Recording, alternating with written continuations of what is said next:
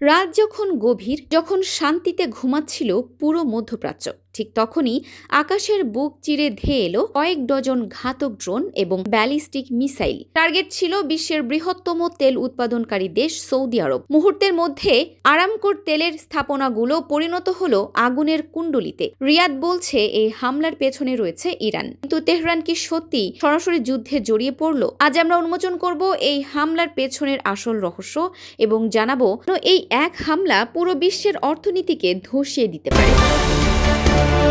Saudi আরবের প্রতিরক্ষা মন্ত্রণালয় জানিয়েছে হামলাটি চালানো হয়েছে উত্তর দিক থেকে, যা সরাসরি ইরানের দিকে ইঙ্গিত করে। ড্রোনগুলো এতটাই নিচু দিয়ে উড়ে এসেছিল যে সৌদি রাডার সিস্টেম সেগুলোকে শনাক্ত করতে হিমশিম খেয়েছে।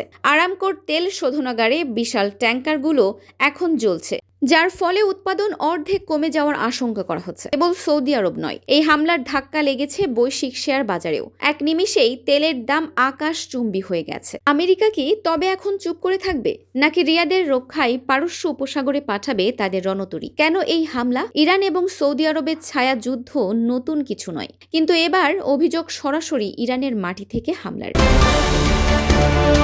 বিশেষজ্ঞরা মনে করছেন ইরান বিশ্বকে দেখাতে চায় যে তারা চাইলেই বিশ্বের জ্বালানি সরবরাহ ব্যবস্থা পঙ্গু করে দিতে পারে। এই হামলার পর হোয়াইট হাউস থেকে কড়া বার্তা এসেছে। জো বাইডেন প্রশাসন জানিয়েছে তারা সৌদির পাশে আছে। অন্যদিকে ইসরায়েল এই সুযোগে ইরানকে একঘরে করার পরিকল্পনা করছে। এক পাশে ইরান ও তার মিত্ররা, অন্য পাশে সৌদি, ইসরায়েল, আমেরিকা জোট। যদি পাল্টা হামলা শুরু হয় তবে মধ্যপ্রাচ্যের মানচিত্র চিরতরে বদলে যেতে পারে। তেলের খনির আগুন হয়তো নিভে যাবে, কিন্তু এই হামলার ফলে যে আস্থার সংকট তৈরি হলো তা মেটানো কঠিন। দাবার বোর্ড এখন সাজানো।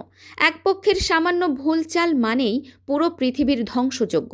পারস্য উপসাগর কি তবে ইতিহাসের সবচেয়ে বড় রক্তক্ষয়ী যুদ্ধের সাক্ষী হতে যাচ্ছে? আপনার কি মনে হয়, এই হামলার পেছনে কি সত্যিই ইরান সরাসরি জড়িত? সৌদি আরবের এখন কি করা উচিত? কমেন্টে আপনার মতামত জানান।